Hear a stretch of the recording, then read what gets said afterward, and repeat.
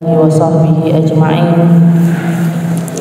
Subhanaka la ilma lana illa ma 'allamtana innaka antal alimul hakim. Rabbi shrah li sadri wa yassir li amri wahlul 'uqdatam min lisani yafqahu qawli. Amma ba'd. Alhamdulillah ala ni'matil Islam, alhamdulillah ala ni'matil iman, wa kafa biha min ni'mah.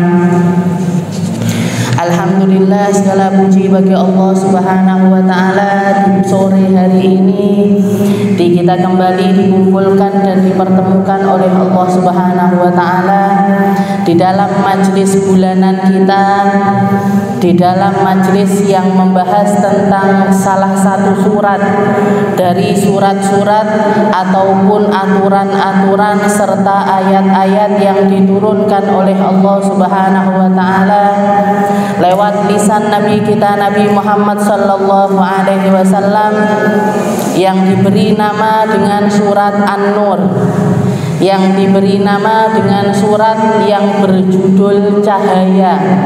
Salah satu surat yang akan menerangi kehidupan kita jika kita menuruti apapun isi aturan-aturan yang ada di dalamnya, yang akan mencerahkan kehidupan kita di dunia dan juga akan mencerahkan kehidupan kita di akhirat, yang akan menjaga diri kita untuk terpeleset di dalam kegelapan-kegelapan duniawi maupun kegelapan-kegelapan ukhrawi, yang akan membentengi hati dan pikiran kita agar jangan sampai membawa diri kita atau merelakan waktu dan kesempatan yang Allah Subhanahu wa ta'ala hadiahkan kepada kita hanya untuk perkara-perkara yang tidak baik, hanya untuk perkara-perkara yang akan menyengsarakan, yang akan menjerumuskan kita ke dalam kesengsaraan abadiyah,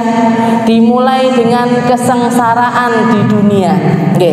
Orang-orang yang melanggar aturannya Allah Ta'ala, jangan jenengan sangka hatinya itu tenang, jangan jenengan sangka pikirannya itu padang, jangan jenengan sangka langkahnya itu ringan.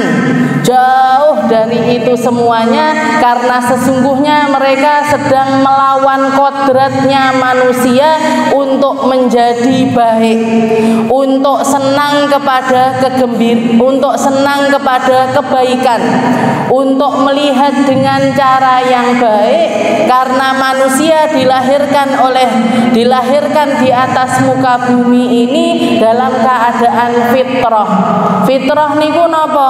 Fitrahnya manusia itu seneng dengan kebaikan. Fitrahnya manusia itu seneng dan bisa membedakan mana yang baik dan mana yang buruk, mana yang pantas dan mana yang tidak pantas, mana yang harusnya saya pilih yang akan menyelamatkan kehidupan saya, dan mana yang harusnya tidak saya pilih agar saya selamat dunia sampai akhirat kelak. Bisa sebenarnya, hanya saja hal itu semuanya dirusak oleh lingkungan, dirusak oleh media, dirusak oleh orang tuanya sendiri, dirusak dengan kebiasaan-kebiasaan buruk yang terjadi di dalam rumah tangga tersebut. Anak-anak yang melihat kedua orang tuanya bertengkar, jangan jenengan pikir mereka ini tidak dapat efeknya. Anak-anak yang tidak dididik dengan cara yang benar, jangan jenengan pikir mereka ini adalah anakku tidak nangis anakku tidak protes kok, anakku biasa-biasa saja. Jangan jenengan pikir seperti itu. Di bawah alam sadar mereka lah korban yang paling berdampak. Merekalah yang paling merasakan dampak dari apa yang terjadi di dalam rumah tangga tersebut. Makanya kewarasan keluarga itu tergantung sama ibu-ibunya. Guru saya pernah mengatakan, sesungguhnya ketika kamu mendidik seorang anak laki-laki, kamu sedang memperbaiki satu orang. Tapi ketika kamu mendidik seorang perempuan, kamu sedang mendidik seluruh umat. Karena warasnya keluarga niku lek ibuke waras. Gembiranya keluarga itu kalau ibunya gembira. Lek ibuke wis ndak gembira, kalau ibunya ndak bisa legowo, kalau ibunya ndak bisa menata emosi, ndak bisa kontrol kata-kata, rusak kabeh, rusak semuanya.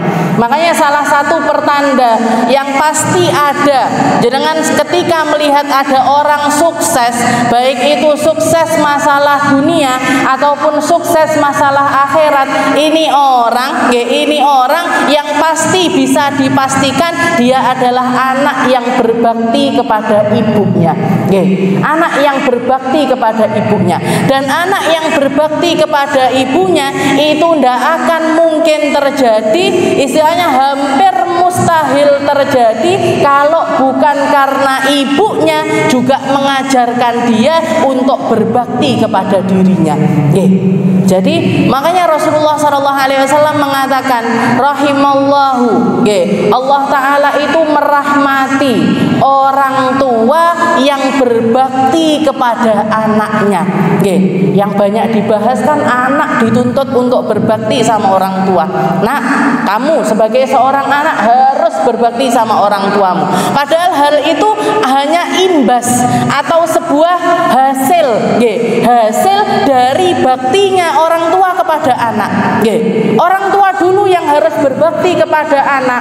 Bagaimana caranya orang tua berbakti kepada anak? Kenalkan mereka kepada Allah Ta'ala, kenalkan mereka dengan agama, kenalkan mereka tentang Tuhannya, kenalkan mereka dengan sifat-sifat Tuhannya, kenalkan mereka untuk mencintai Rasulullah Sallallahu Alaihi Wasallam, ajarkan mereka Al-Quran, ajarkan mereka untuk memahami Al-Quran. Itu adalah salah satu dari bentuk baktinya orang tua kepada anak. Jadi pendidikan agama, pendidikan rohani, pendidikan cahaya, cahaya yang bukan datangnya dari lampu, tapi cahaya yang datangnya dari cahayanya Allah Subhanahu wa Ta'ala. Kita tidak bisa, Bu, memastikan mereka jadi anak-anak yang sukses.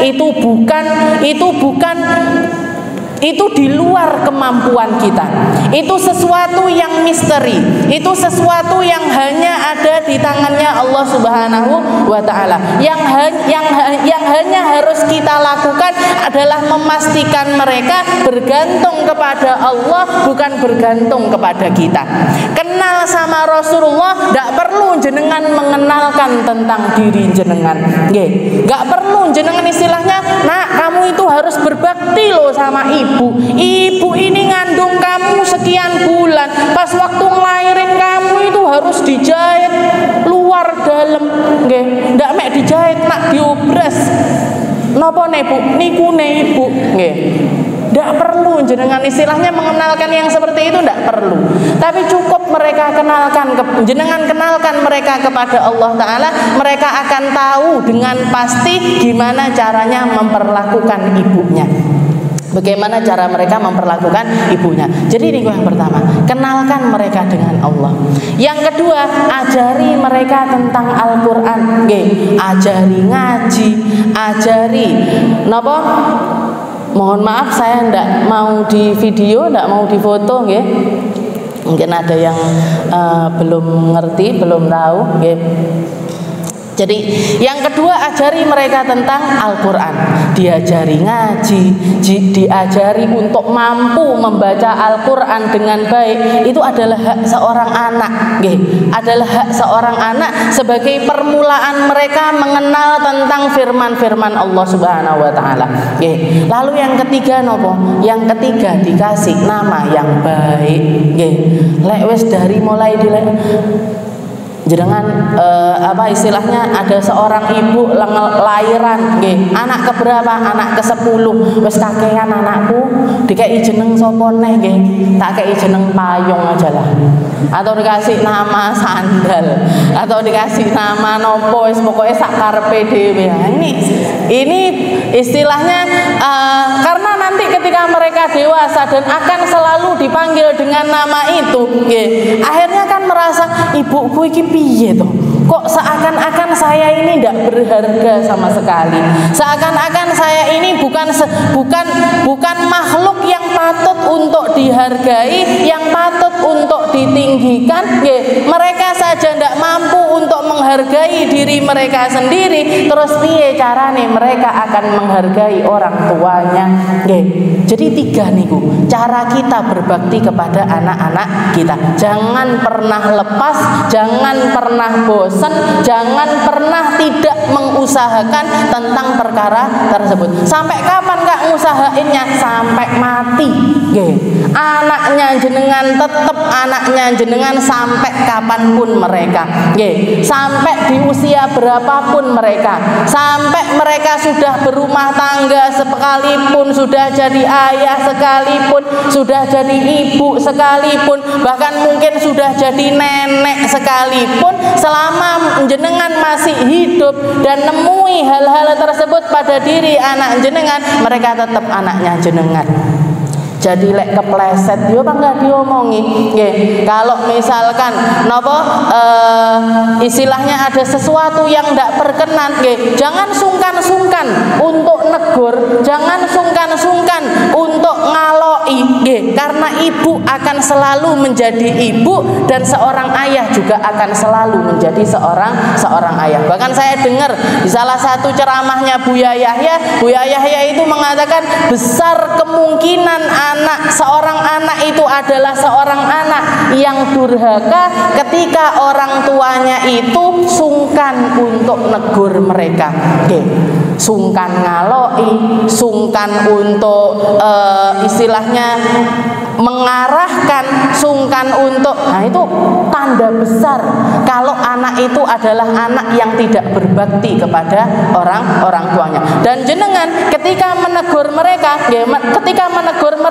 meskipun mereka sudah dewasa, meskipun sudah sarjana, meskipun sudah jadi dokter, meskipun sudah jadi arsitek sekalipun, tapi tetap anggap mereka jadi seorang anak. Ketika ada sesuatu yang salah dari mereka, tunjukkan kasih sayang Anda lewat teguran, tunjukkan kasih sayang Anda lewat omongan, tunjukkan kasih sayang Anda lewat perkataan-perkataan yang mengarahkan mereka. Tujuannya apa? Tujuannya agar jangan sampai ada salah satu dari kita, salah satu dari orang tua ataupun anak tersebut menjadi golongan orang-orang yang dimurkai oleh Allah Subhanahu wa Ta'ala. Orang tua yang tidak bisa berbakti kepada anaknya juga ahli neraka. Anak yang tidak bisa berbakti kepada orang tua juga golongan ahli neraka. Berapa banyak Rasulullah SAW menceritakan berapa banyak orang tua soleh, ahli puasa, ahli majelis, ahli zikir, ahli pengajian, ketika dimasukkan oleh Allah Ta'ala di dalam surganya, harus dipanggil kembali untuk keluar dari surga karena anaknya nuntut sama orang tuanya. Ibuku mek rajin pengajian tok, tapi saya joget di TikTok ndak pernah ditegur. Saya ngumbar aurat di mana-mana ndak pernah dimarahin. Saya pacaran malah dibolehin. Wes niki. Ibunya di surga, anaknya di neraka. Dan setelah itu apa? Ditarik keluar diizinkan sama Allah Ta'ala untuk narik orang tuanya tuanya keluar, ya Allah, dan anak tersebut mengatakan, ya Allah, orang tuaku tidak pernah didik saya dengan didikan agama, tidak pernah nyuruh saya untuk melakukan kebaikan, ngerti kalau saya sedang berbuat salah tapi tidak pernah negur, tahu persis saya berada di tempat kemaksiatan tapi tidak pernah mengatakan apapun tentang hal tersebut, maka tolong dia juga punya hak yang sama untuk merasakan panasnya api neraka sebagaimana saya sedang merasakan hal tersebut. Auzubillah. Berapa banyak orang tua yang dikeluarkan oleh anaknya yang sudah masuk ke dalam surga, akhirnya ikut nututi anaknya masuk ke dalam neraka. Makanya pastikan, sekarang ini tugasnya kita memastikan di mana anak kita ketika kita sedang bermajlis, apa yang sedang mereka tonton, di mana circle-nya mereka. Jangan tahu circle nama betul. Anak-anak sekarang nih bahasanya, kumpulannya sama siapa, golongannya sama siapa, pertemanannya sama siapa, hobinya mereka apa, pendidikannya mereka bagaimana, gimana mereka di dunia nyata dan bagaimana mereka di dunia maya.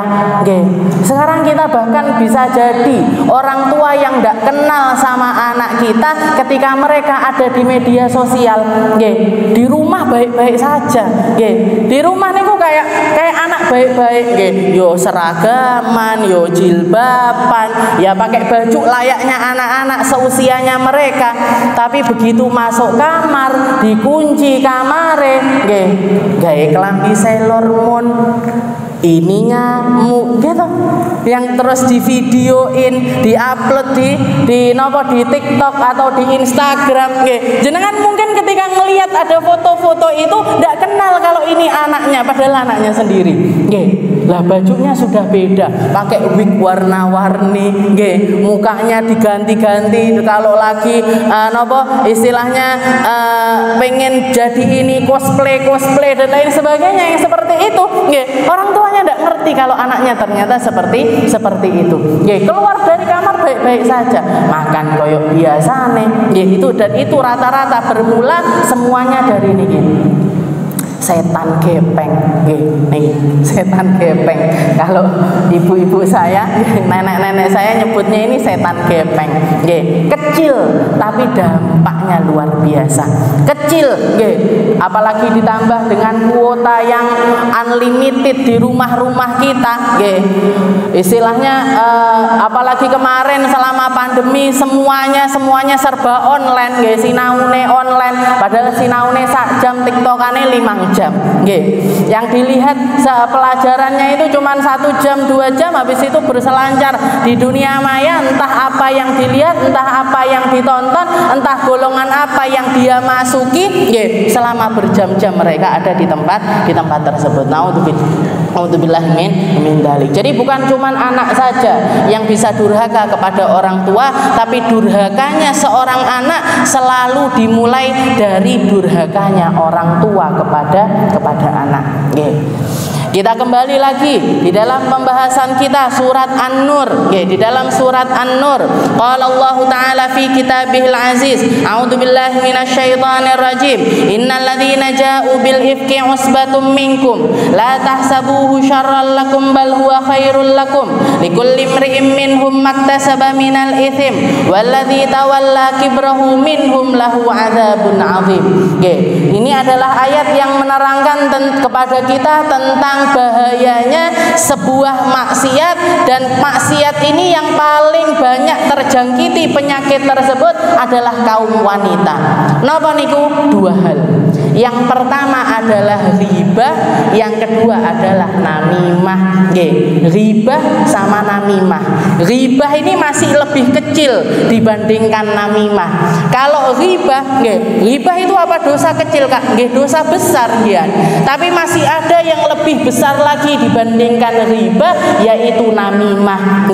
Ribah itu apa? Ribah itu adalah zikra aibi akhaka, penyebutan menyebutkan atau kita bahasa gampangnya itu gosip, bahasa gampangnya itu ngomongin orang, membicarakan tentang aib orang lain ataupun keluarganya ataupun kerabatnya ataupun apapun yang bersambung dengan orang tersebut dengan sebuah perkataan yang kalau perkataan ini didengar sama yang bersangkutan ini pasti tidak senang, itu namanya ghibah. Jadi orangnya kalau dengar tentang perkataan tersebut mesti tidak senang. Entah itu tentang agamanya, entah itu tentang pakaiannya, tentang fisiknya, tentang cara jalannya. Wong kuwi nyapa to kok mlakune ngono. Kalau mek di batin ndak apa-apa, Bu. Kalau masih sekedar lintasan-lintasan yang ada di dalam hati itu masih ndak apa-apa. Tapi kalau sudah sampai keluar dengan bahasa apapun, jadi Imam Haddad itu di dalam kitab Nasoihud Diniyah ketika membahas tentang bab ghibah nih, ghibah itu termasuk ghibah pakai bahasa apapun. Memangnya ada banyak bahasa, pakai bahasa Inggris kah, pakai bahasa Jerman kah, pakai bahasa Korea kah, pakai bahasa Indonesia, pakai bahasa Jawa sekalipun. Saya mau ngomongin orang tapi saya orang bisa bahasa Korea, tak ghibah pakai bahasa Korea lewat tulisan saya, tanggal ghibah, Bu. Jadi pakai bahasa apapun, pakai bahasa lisan, pakai bahasa tulisan, statusnya enggak pakai omongan, cuman tanda gini tapi gini. Dilihat sama orang-orang. Dan tujuannya ketika bikin emoticon itu tadi, nujukan kepada satu orang, kepada seseorang atau kepada satu kelompok atau kepada pokoknya ngelihat sesuatu terus dia nggak serak sama hal tersebut terus bikin status yang semacam itu, ini sudah termasuk ghibah. Jadi mau itu pakai bahasa lisan, mau itu pakai bahasa tulisan, mau itu pakai bahasa isyarat sekalipun, pakai bahasa isyarat itu kayak gimana? Jangan misalkan ngelihat ada satu temennya masuk, ngelirik ke koncone, golonganmu gitu loh, paham temennya, yang kelompok yang satunya itu paham, itu termasuk ghibah, Bu. Jadi termasuk ghibah. Dan termasuk kalau kita kan belajar, sama-sama belajar, dan memang Imam Haddad sendiri mengatakan, Habib Abdullah bin Alawi Al-Haddad itu mengatakan sedikit sekali orang yang mampu menjaga diri dari yang namanya ghibah. Semoga semuanya yang di sini ini termasuk yang sedikit ini tadi, sing sedikit yang bisa menjaga diri dari dosa ghibah. Dan orang kalau sudah perkara ghibah yang mampu untuk dihindari, orang kalau berusaha aja, belum mampu untuk keluar tapi selalu berusaha untuk menghindarkan diri dari yang namanya ghibah, Allah Ta'ala akan menyelamatkan dirinya dari sebanyak sekali perkara-perkara buruk yang mampu untuk dia lakukan. Orang kalau tentang ngomongin temennya saja dia ndak tega, apalagi nyakiti, apalagi nyolong uangnya, apalagi ngemplang, apalagi ngerebut bojone. Jadi kalau tentang ngomongin aja, tentang istilahnya kita ngelihat ada orang, kadang-kadang memang terlintas di dalam hati kita, ndak serak sama pakaiannya, ndak serak sama cara jalannya, ndak serak sama komentar-komentarnya, ndak serak sama cara duduknya, ndak serak sama cara jilbabannya, ndak serak sama, ndak serak kita sama apa yang dilakukan orang tersebut. Tapi kita berusaha untuk ndak mengucapkan apa yang ada di dalam hati kita. Allah Ta'ala akan menghindarkan banyak banyak perkara buruk dari dalam kehidupan kita. Kalau tentang perkara ngomongin orang aja dia bisa menghindar, apalagi nyakiti, apalagi istilahnya mendolimi, apalagi menjahati, apalagi menjahati. Dan semakin kita mampu mengkondisikan hati kita untuk selalu tambah rahmat, tambah sayang, tambah ndak tega, tambah ndak istilahnya ndak tegel untuk menyakiti walaupun sekedar dengan omongan, di situ menunjukkan bahwasanya hati kita ini semakin berproses untuk mendekatkan diri kita, mendekatkan hati kita, memiripkan hati kita dengan hatinya Rasulullah Sallallahu Alaihi Wasallam. Nabi Muhammad itu tidak tegaan, Bu. Nabi Muhammad itu hatinya penuh rahmat. Makanya sampai dikatakan di dalam maulid itu ada satu ayat yang tidak mungkin tidak dibaca. Laqad ja'akum rasulun min anfusikum harisun alaihi ma anittum. Harisun alaihi ma anittum. Pripun? Laqad ja'a pripun? Min anfusikum harisun alaikum azizun alaihi ma anittum harisun alaikum bil mu'minina raufun rahim. Jadi Nabi Muhammad itu adalah seseorang yang perkara menurut kalian itu sesuatu yang biasa, menurut Nabi Muhammad itu sangat besar. Orang ketika menyakiti hambanya, umatnya Nabi Muhammad, berarti nyakiti Nabi Muhammad. Yang paling tersakiti adalah Nabi Muhammad.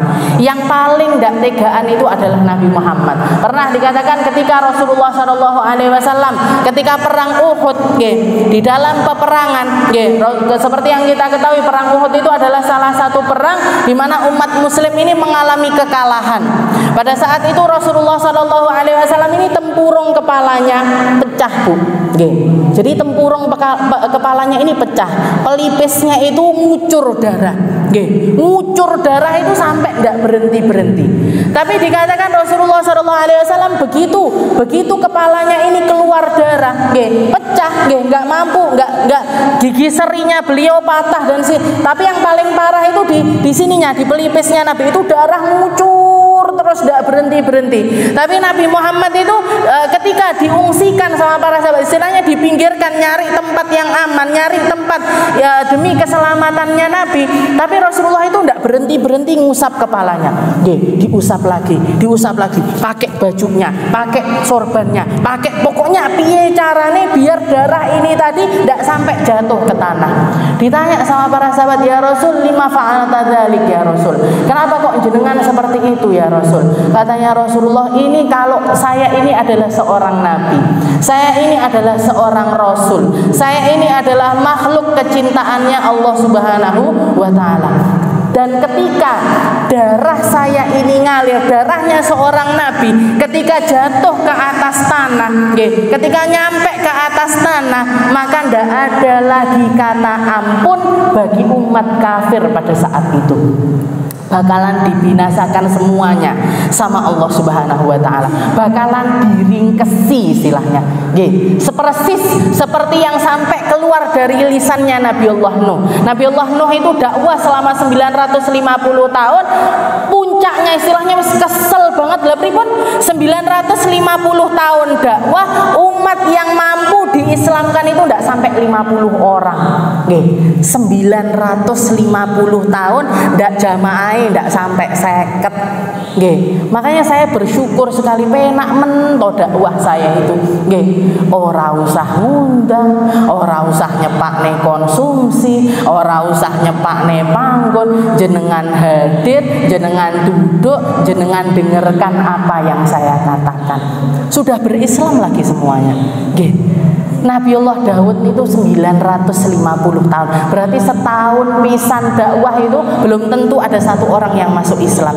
Bahkan mungkin 10 tahun sekali dakwah belum tentu ada satu orang yang masuk ke dalam agamanya Allah Subhanahu wa Ta'ala. Saking pegele, saking wis istilahnya wis muntup niki, beliau ngangkat tangannya ke atas langit mengatakan kepada Allah Ta'ala, ya Rabb, la tadhar 'alal ardi minal kafirina dayyara.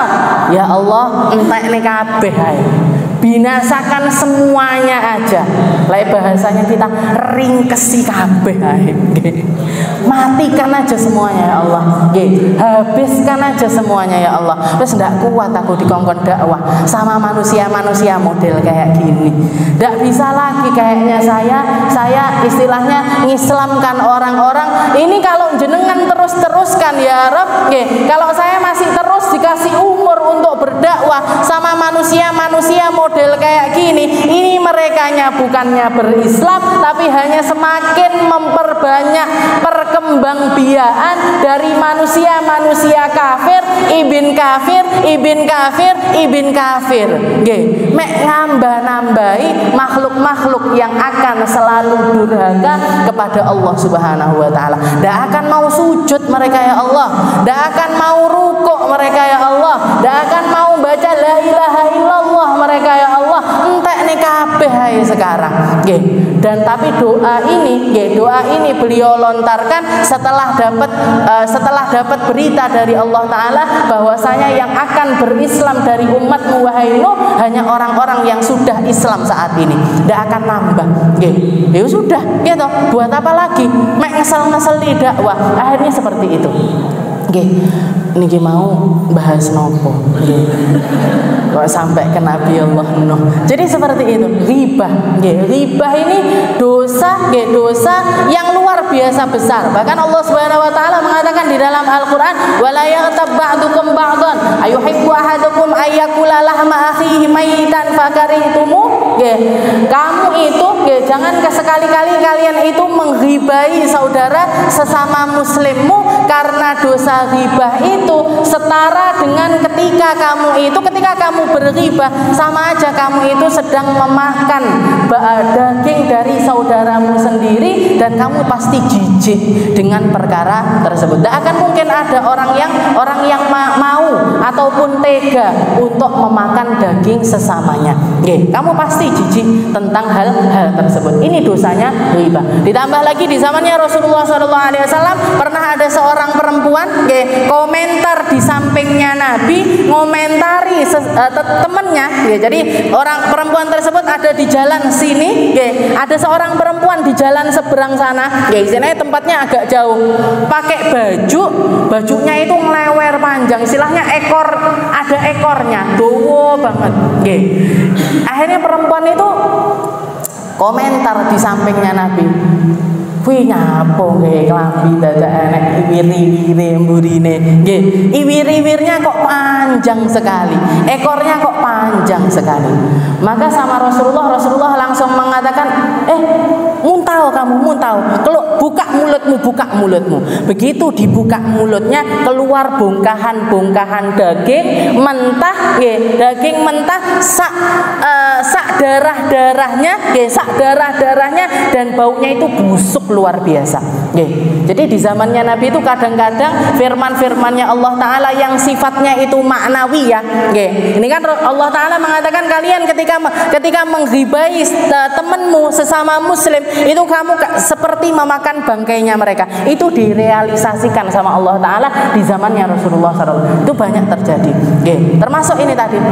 Sama Rasulullah muntahin, dimuntahkan. Dan yang dimuntahkan itu daging-daging busuk, penuh dengan darah. Ini mahadha ya Rasul. Perempuan itu nanya, ya Rasul ini apa ini ya Rasul? Ini adalah hakikat dari yang barusan keluar dari lisan kamu. Kamu kan ngomongin temenmu yang itu tadi kelambi nenek iwiri-wiri itu tadi. Kamu sedang ribahin dia, maka inilah sebenarnya yang terjadi pada fisikmu.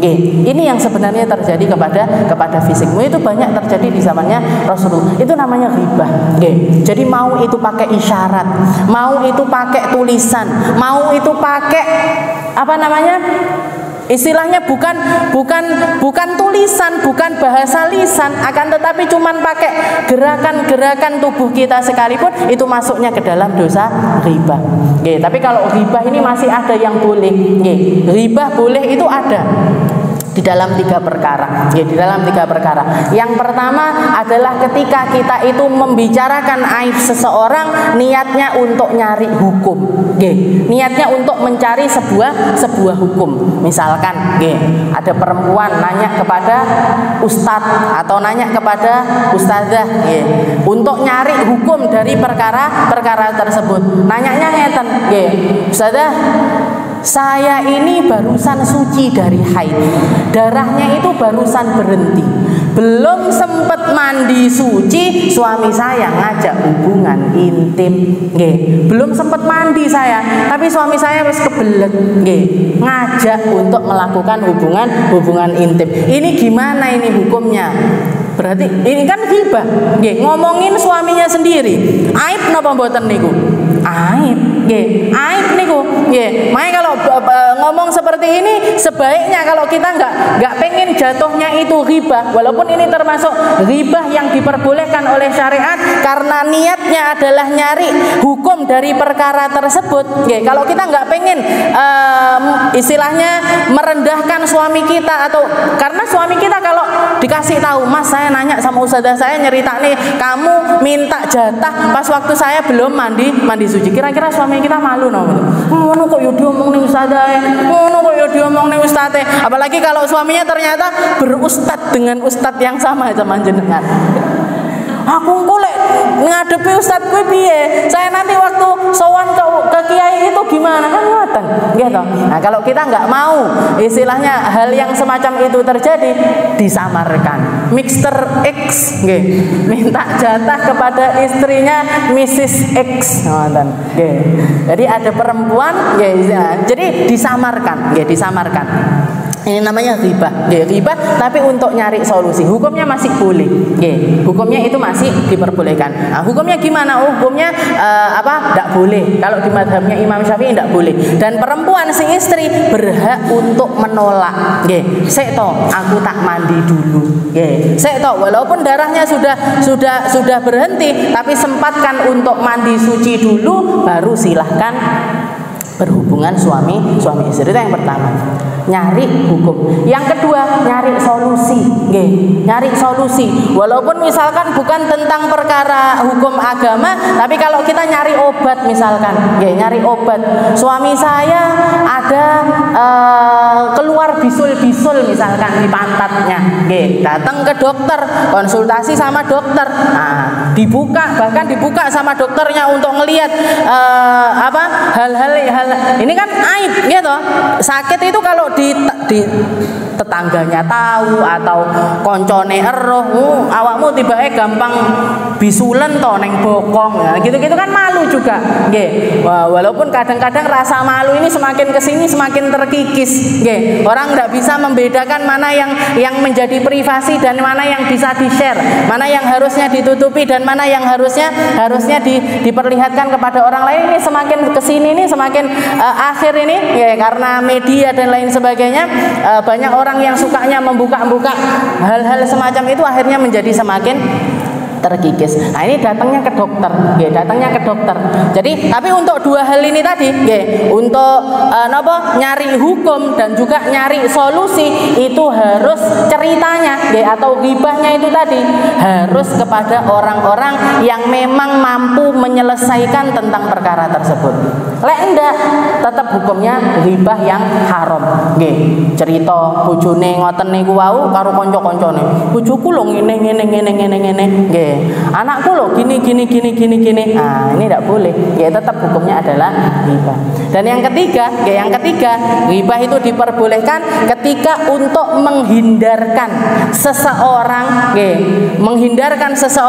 dari perkara yang mungkin akan membahayakan orang tersebut. Misalkan ada orang yang terkenal sukanya itu nyolong, sukanya itu korupsi, sukanya itu ngambil uangnya orang, masuk ke satu jamaah, masuk ke satu kelompok, kelompoknya ini tidak ngerti perihal orang tersebut dan dia ngakrab di situ, Tahu-tahu mau dijadikan bendahara, mau dijadikan pemegang uang. Kita tahu, loh ini loh dia riwayatnya di jamaah sana nyolong, di jamaah sana nyolong. Pokoknya tidak ada yang beres. Urusan sama orang ini tadi tidak ada yang beres. Kita manggil salah satu dari atau ketuanya jamaah itu, jangan itu toh yang disuruh. Dia pernah begini. Apa ini ribah? Ribah. Tapi ribah yang diperbolehkan. Bahkan bisa jadi hukumnya wajib. Karena apa? Untuk menghindarkan orang dari sesuatu yang akan membahayakan orang tersebut. Untuk menghindarkan orang, apalagi kalau nyangkut pernikahan. Jenengan golek mantu misalkan. Jenengan golek mantu, ngelihat ada ini, laki-laki baik, laki-laki yang kelihatannya soleh, anaknya orang soleh, misalkan seperti itu. Walaupun secara fisik atau secara luarnya itu kayaknya baik, tetap kita harus nyari tahu tentang orang ini tadi. Ngorek-ngorek. Ini dia sama teman-temannya gimana, dia sama circle-nya itu tadi, golongannya sama siapa, pertemanannya sama siapa. Di dalam pertemanan itu kalau bertransaksi atau utang piutang dan lain sebagainya gimana dia.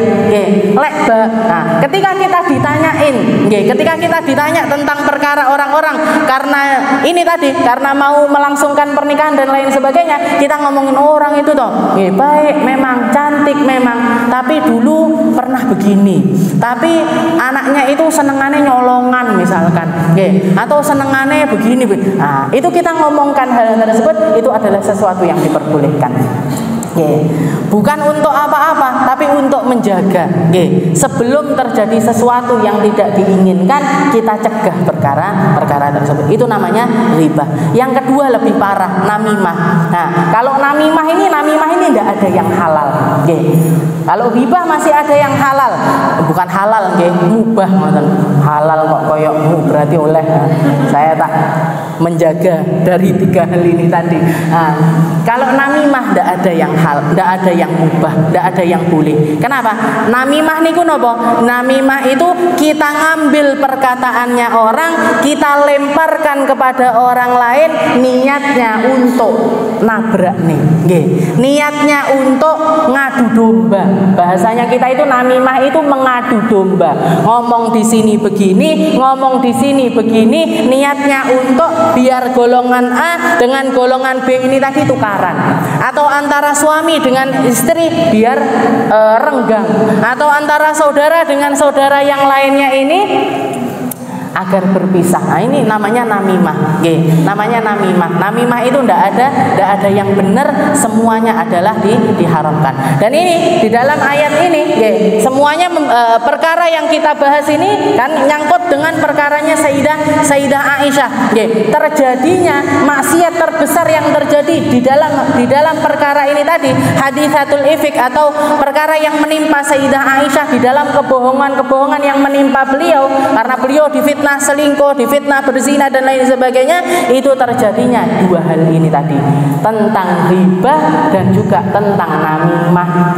Tentang riba dan juga tentang namimah. Makanya Allah Subhanahu wa taala mengingatkan, bahkan sampai 10 ayat berturut-turut diajarkan kepada kita betapa berbahayanya riba dan betapa berbahayanya namimah, dan betapa hal ini amat sangat merusak di dalam hal apapun. Di dalam rumah tangga yo merusak, di dalam komunitas juga merusak, di dalam pertetanggaan juga merusak. Gitu. Berapa banyak orang yang dulunya berteman baik, pisah gara-gara ada orang ketiga, keempat, kelima yang ngomong, koncomu kuwi lho ngomong nek kamu gini. Kamu lho dikomentari bajumu, kamu lho dikomentari sandalmu, kamu lho dikomentari anakmu, kamu lho dikomentari suamimu, kamu lho dikomentari pekerjaanmu dan lain sebagainya. Dua hal ini amat sangat berbahaya. Dua hal ini amat sangat berbahaya. Dan yang paling banyak atau yang yang paling besar nanggung dosanya siapa?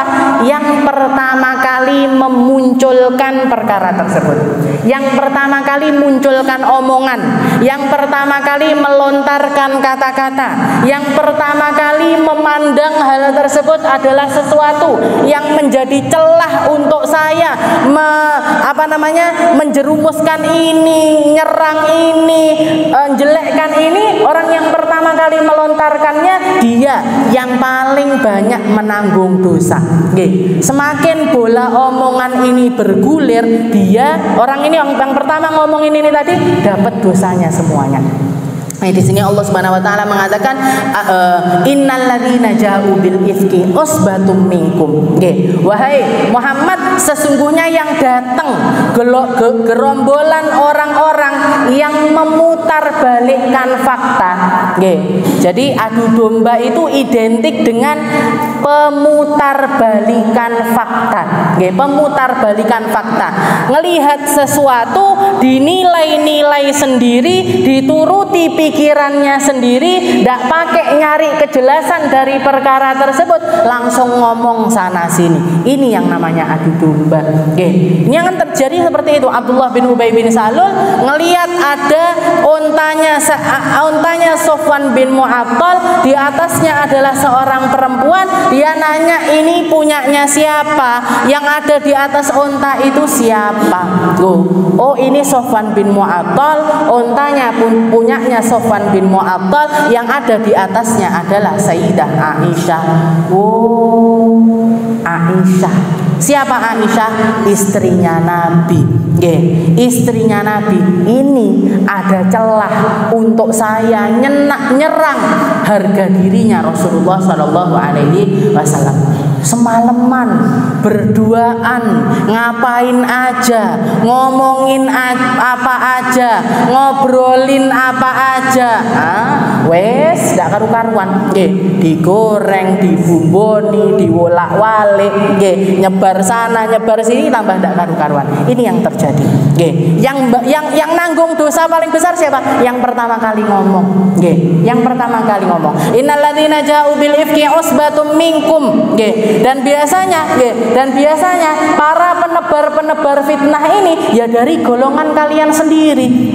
Dari golongan kalian sendiri. Makanya kita pertama hal yang harus kita perhatikan ketika kita melihat sesuatu, ketika kita mendengar sesuatu, ketika kita memandang sesuatu, setelah itu otak kita berpikir, hati kita merasakan, yang pertama kali harus kita lakukan untuk menyikapi hal tersebut adalah berhusnudzon.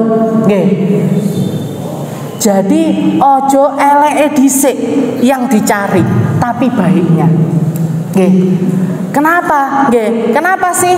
Istilahnya misalkan jenengan ngelihat statusnya temennya yang biasanya makan-makan bareng, yang biasanya ngafe-ngafe bareng, ujuk-ujuk cepret ngupload, jenengan ndak bijak.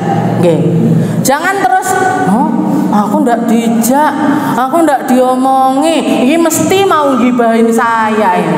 Ini mesti lagi ngomongin saya ini. Ini mesti. Jadi yang pertama kali sikap kita utamanya nopo? Husnudzon dulu. Husnudzon. Kayaknya ndak sempet ngomongin saya, kayaknya ndak sempet ngajakin saya, kayaknya merasa saya memang lagi sibuk, kayaknya mereka menganggap saya sedang sibuk. Jadi nanti kalau diajak malah kayak gitu dulu. Habis itu nopo? Habis itu didiamkan, ndak usah diungkit-ungkit. Aku dengi ora mau jak to, aku dengi ora mau. Ndak usah, husnudzon dulu aja. Itu yang harusnya kita lakukan.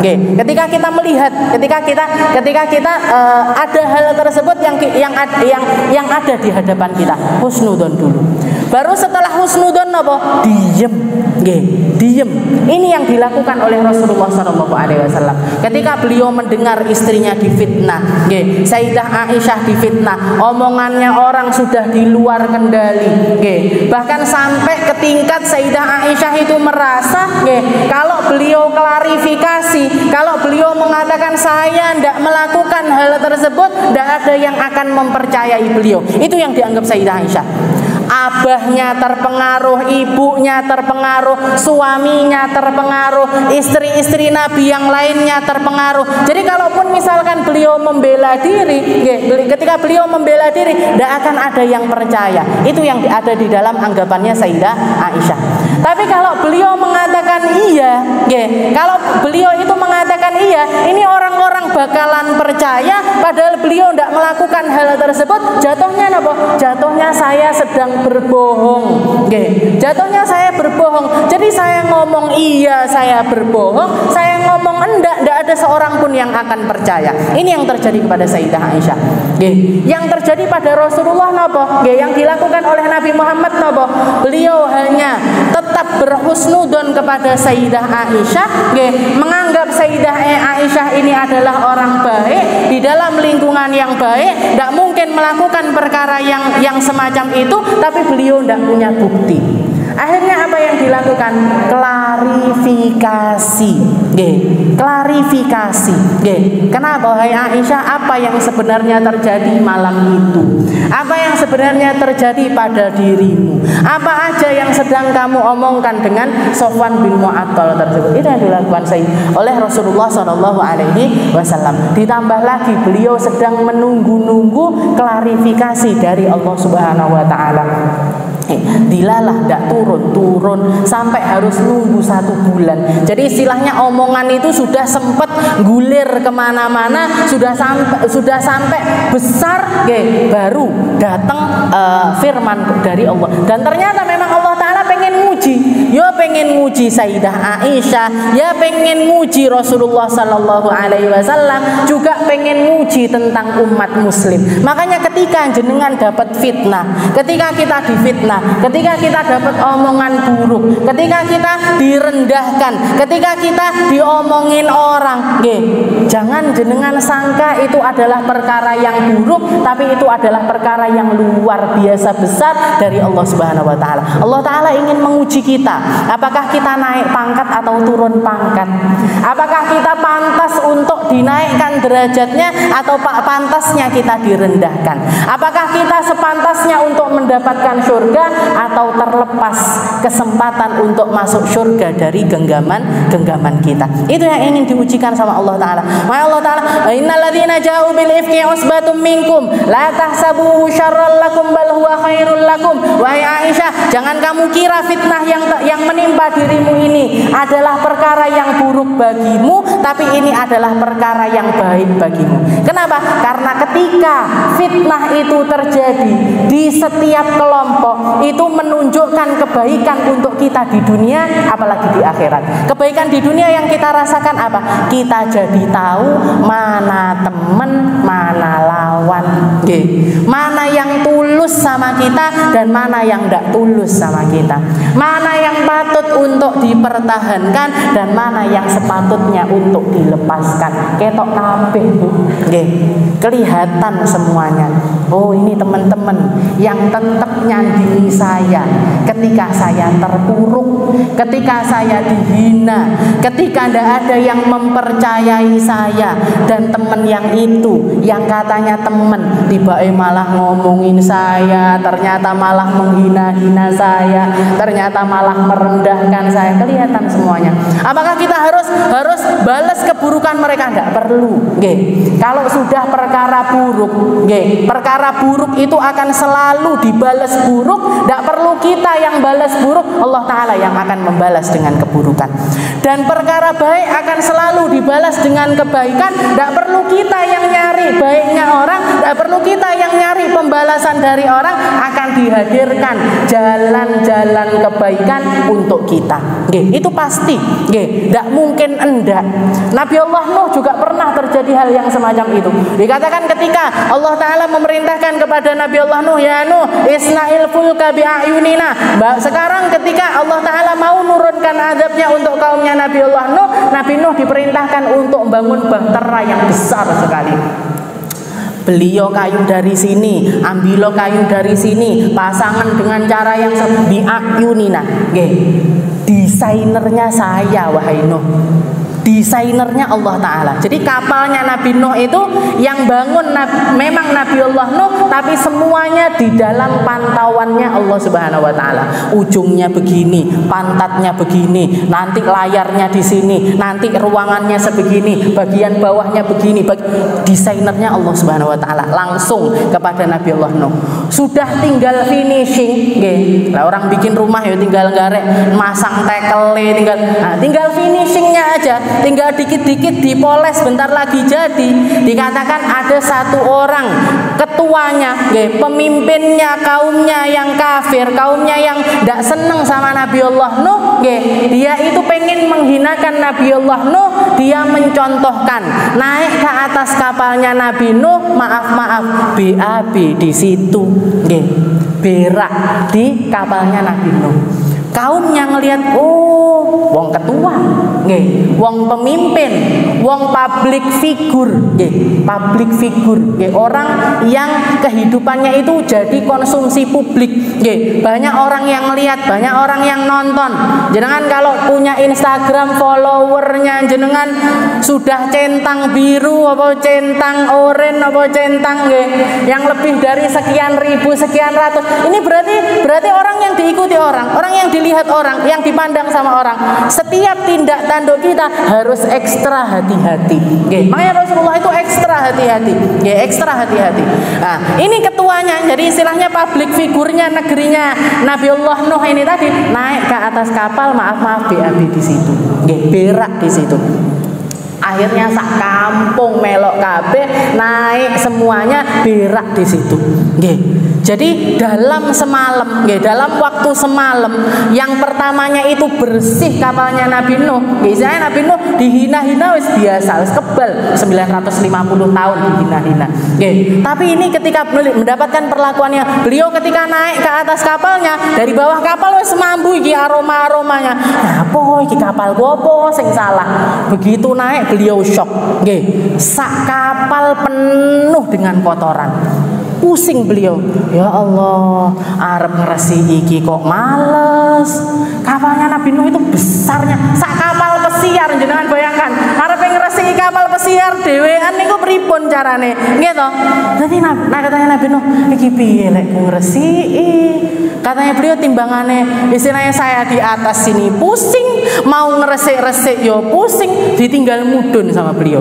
Ditinggal turun sambil mengharap-harap, ya Allah, turunkan hujan aja yang deres banget ben resik dewi, atau kasih matahari itu terik luar biasa biar nopo istilahnya biar kering, nanti garek disapu-sapu tok. Itu harapannya Nabi Nuh. Ini ekspektasinya beliau itu sebatas itu. Sayyidah Aisyah juga gitu, ketika beliau mendapatkan fitnah yang semacam itu, harapannya beliau, ya Allah, mbok malaikat Jibril itu bisiin Nabi Muhammad aja, istrimu itu bersih, istrimu itu tidak melakukan hal. Cuman itu harapannya beliau, ekspektasinya beliau segitu. Tapi ternyata yang dihadiahkan sama Allah Ta'ala diturunkan 10 ayat firman Allah Ta'ala yang akan dibaca oleh umat sepanjang masa, yang akan dijadikan teladan bagi umat muslim manapun yang mau belajar, yang mau ngambil hikmah, yang mau mengambil cahaya dari cahayanya surat An-Nur, bakalan ngerti tentang perkara ini. Sampai akhir zaman nanti dibacanya. Gak nyangka Sayyidah Aisyah, gak nyangka Sayyidah Aisyah kalau sampai ada 10 ayat full. Bahkan para ulama mengatakan 10 ayat berikutnya pun sebenarnya masih nyangkut tentang Sayyidah Aisyah. Jadi surat An-Nur itu porsi besar, paling besar orang yang diceritakan sama Allah Ta'ala di dalam surat An-Nur adalah Sayyidah Aisyah. Nabi Nuh juga gitu, ekspektasinya beliau cuma segitu. Tapi ternyata caranya Allah, jalannya Allah Ta'ala. Dikatakan ketika hal yang ditinggal sama Nabi Nuh, tahu-tahu di antara umatnya ini, di antara kaumnya yang kafir ini tadi, ada satu orang yang pincang. Jadi melakukan deglak-deglok, ngelihat orang-orang pada BAB di atas kapalnya Nabi Nuh, milik gian. Ini orang kalau sudah di dalam hatinya kebencian, di dalam hatinya kedengkian, arep po dikasih tanda kekurangan seperti apapun bakalan seperti itu. Jadi ini pincang-pincang naik ke atasnya kapalnya Nabi Nuh, pengennya apa? Pengennya BAB juga di situ. Nggih. Jadi sambil pincang-pincang naik, kerekel-kerekel di atas tangga, kerekel-kerekel mau nyari tempat BAB karena sudah penuh full kotoran di situ. Naik dia, nggih, BAB di situ akhirnya. Nggih, berak di tempat tersebut. Setelah selesai, nggih, setelah berak dia berdiri karena kakinya ini pincang, keserimpet akhirnya jatuh di atas kubangan kotoran tersebut. Nggih. Jadi sak badan kena kotoran, sak termasuk kakinya yang pincang. Tapi begitu kakinya yang pincang ini tadi kena kotoran di atas kapal tersebut, langsung iso melayu. Nggih. Langsung sembuh dari pincangnya. Ini jalannya Allah Ta'ala. Caranya Allah Ta'ala di dalam menghinakan orang-orang yang menghinakan kekasihnya. Makanya jangan sekali-kali urusan sama orang-orang kekasihnya Allah Ta'ala niku repot luar biasa. Nggih, jenengan kalau fitnahnya sama orang biasa sih ndak nemen-nemen. Tapi kalau yang sudah difitnah itu ulama, kiai, orang-orang yang nyambung lisannya Nabi, orang-orang yang bawa syariatnya Nabi, orang-orang yang bawa hikmahnya Nabi, orang-orang yang berjuang di jalannya Nabi, menghinakan mereka itu sama saja kita sedang meracuni diri kita sendiri. Kita sedang membunuh diri kita sendiri. Kita sedang melemparkan kotoran di muka-muka kita sendiri. Okay.